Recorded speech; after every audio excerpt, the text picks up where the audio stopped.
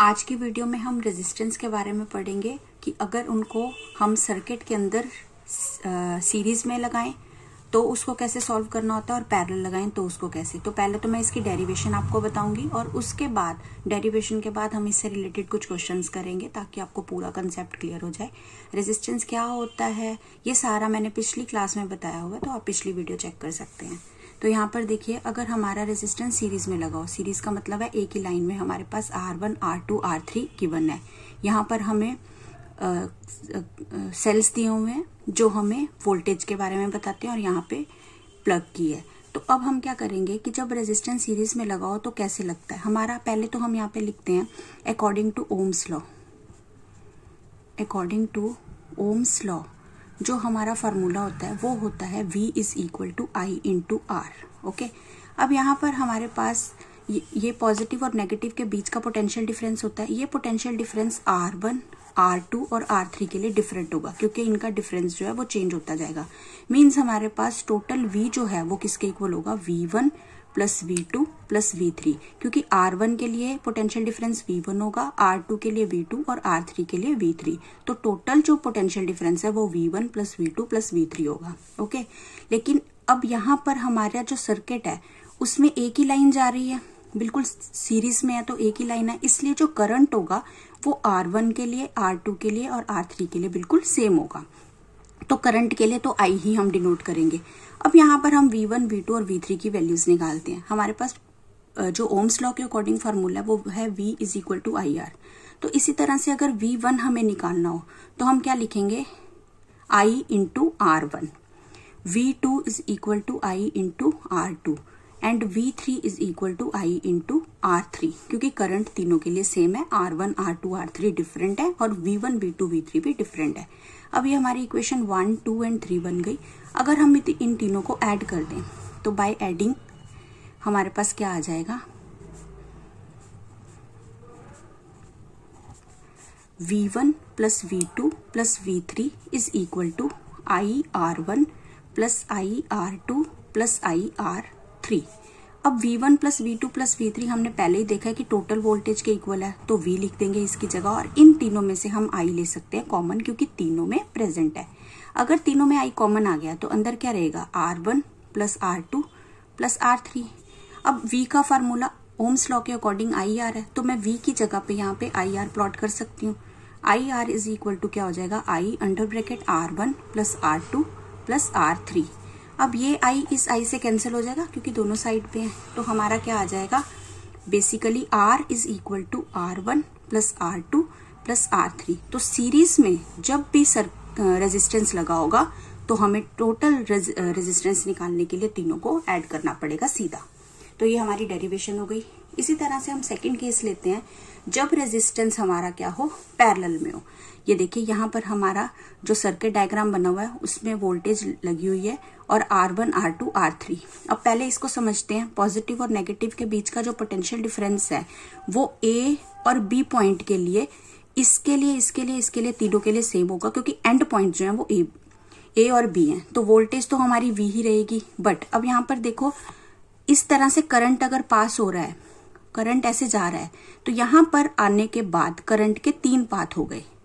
ठीक है, जैसे पानी की अगर पाइपलाइन है वो यहाँ तक इक्वल आ रही है और उसके बाद 3 पार्ट्स में डिवाइड हो गई तो अलग लग जाएगी। इसी तरह से करंट भी आगे 3 पार्ट्स में डिवाइड हो गया, तो R1 के लिए I1 होगा, R2 के लिए I2 और R3 के लिए I3। तो इट मीन्स हमारा जो टोटल I है वो किसके इक्वल होगा, I1 plus I2 plus I3।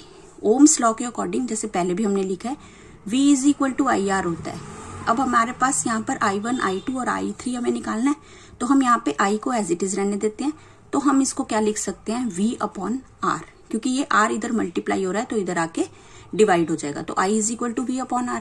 अब हम तीनों की वैल्यूज लिखते हैं। हम यहाँ पे लिखते हैं I1 is equal to V upon R1, क्योंकि वोल्टेज तीनों के लिए सेम है।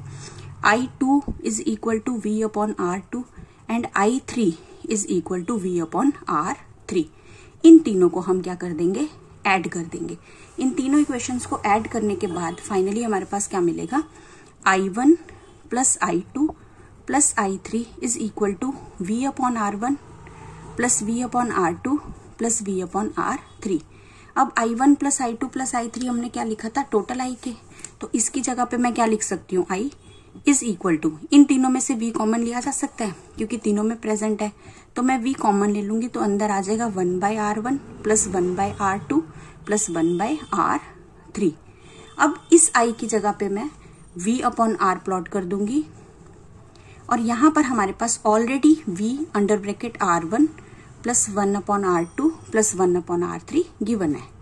अब इस V से V कैंसिल हो गया, तो हमारे पास क्या रिलेशन आ गया, 1/R is equal to 1/R1 plus 1/R2 plus 1/R3। तो इससे पैरेलल के लिए हम यूज करते हैं, ठीक है। अब हम क्वेश्चन करते हैं। हमें बोला गया है कि एक हमें सर्किट डायग्राम बनाना है जिसमें हमें एक बैटरी शो करनी है जिसमें 3 सेल्स लगे हुए हैं जो 2 वोल्ट के हैं ईच, और उसके साथ 5 ओम का रेजिस्टेंस, 8 ओम का रेजिस्टेंस एंड 12 ओम का रेजिस्टेंस कनेक्ट किया गया है जो कि सीरीज में कनेक्ट है, ठीक है। तो हम पहले तो इसका ड्रॉ करते हैं सर्किट, और फिर उसके बाद देखेंगे कि हमें इसको करंट कैसे फाइंड आउट करना है। तो सबसे पहले तो 3 सेल्स लगाते हैं, यहाँ पर 2-2 वोल्ट के 3 सेल्स हैं, तो इसका टोटल वोल्टेज क्या हो जाएगा, 6 वोल्ट। 2 + 2 + 2 6 वोल्ट एक की लगाते हैं, और उसके बाद यहाँ पर हम 3 रेजिस्टेंस लगाते हैं जो हमें गिवन है सीरीज में, कंडीशन दी हुई है सीरीज में। अगर सीरीज में बोला जाएगा तो हम सीरीज में लगाएंगे, अगर पैरेलल में बोला जाएगा तो हम पैरेलल में लगाएंगे। तो ये तो हमारा ड्रॉ हो गया, पहले तो उन्होंने ड्रॉ करने को बोला, हमने यहाँ पे ड्रॉ कर दिया, ओके। अब उन्होंने बोला फाइंड करंट, हमें क्या निकालना है, करंट निकालना है। हमें यहाँ पर क्या क्या गिवन, हम यहाँ पे देखते हैं। Voltage V is equal to 6V हो जाएगा क्योंकि 2 + 2 + 2 के 3 सेल्स लगे हुए हैं, और R1 5 ओम, R2 8 ओम, R3 12 ओम दे रखा है, और साथ ही साथ हमें बोला गया कि फाइंड करंट। तो अकॉर्डिंग टू ओम्स लॉ हम यहाँ पर लिखते हैं, ओम्स लॉ के अकॉर्डिंग V जो होता है वो किसके इक्वल होता है, IR के, ठीक है। अब हमें यहाँ पे निकालना क्या है, I निकालना है, तो हम इसको क्या लिख सकते हैं, और I is equal to V upon R। V तो हमारे पास है 6 वोल्ट, अब R कैसे निकालेंगे। अभी मैंने आपको पीछे पूरा वो डिराइव करके बताया है कि जब रेजिस्टेंस सीरीज में लगे हों तो हमें टोटल R निकालने के लिए क्या करना पड़ता है, R1 plus R2 plus R3। तो हम टोटल R कैसे निकालेंगे, 5 + 8 + 12 कर देंगे, तो हमारा टोटल आ जाएगा 25 ओम। अब हमारे पास सब कुछ आ गया, तो हम करंट निकाल लेंगे। V की जगह पे 6 और R की जगह पे 25, जो हमें इसकी वैल्यू दी हुई है वो आ जाएगी। अब हम इसको 6/25 को सॉल्व कर लेते हैं, तो हमारा करंट आ जाएगा which will be equal to 2.4 ampere approximately. Next question है, इसमें हमें बोला गया है कि एक इलेक्ट्रिक लैंप, एक टोस्टर और एक वाटर फिल्टर, 3 चीजें लगी हुई हैं जिनकी हमें रेजिस्टेंस गिवन है, और ये तीनों जो है वो पैरेलल में लगे हुए हैं, और साथ ही साथ हमें वोल्टेज दे रखी है 220 वोल्ट।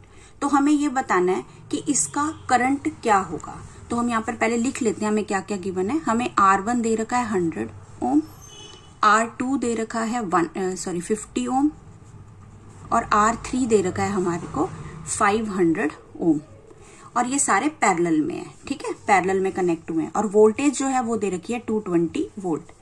अब हमें क्या निकालना है, करंट निकालना है, ठीक है। तो अब पहले हमें इतना तो पता ही है कि V is equal to IR होता है, ठीक है, और I अगर हमें फाइंड आउट करना तो I इधर रहने देंगे, V/R। अब V तो हमें 220 दे रखा है, R के लिए अब हमें यहाँ पे पैरेलल कंडीशन दे रखी है, तो हम यहाँ पर कौन सा फार्मूला लगाएंगे, पैरेलल का। तो पैरेलल के लिए हम क्या करते हैं, पैरेलल जब लगा होता है तो 1/R is equal to 1/R1 plus 1/R2 plus 1/R3। तो 1/R हम फाइंड आउट कर लेंगे, 1/R1 हमारा है 100 प्लस 1/R2 है हमारा 50 और 1/R3 है हमारा 500। तो इसको सॉल्व करने के लिए हमें क्या करना पड़ेगा, इन तीनों का लेना पड़ेगा LCM। तो जब आप LCM लोगे तो आपका LCM आ जाएगा 500, ओके। अब 100 से 500 को डिवाइड करेंगे तो 5 प्लस 500 को 50 से करेंगे तो 10 और 500 को 5 से करेंगे तो 1। ये LCM लेकर अगर एडिशन करना नहीं आता तो उसकी भी वीडियो है, आप चेक कर सकते हो, वहां पर आपको प्रॉपर पता चल जाएगा कैसे सॉल्व करना होता है। तो ये हमारा हो जाएगा 16/500। अब क्रॉस मल्टीप्लाई करके रेजिस्टेंस फाइंड आउट करेंगे, इसका रेसिप्रोकल करेंगे तो R इज इक्वल टू क्या हो जाएगा 500 डिवाइडेड बाय 16। तो R हमारा जो है वो अप्रॉक्स आ जाएगा 31.25 ओम। अब हम यहाँ पर करंट निकालते हैं।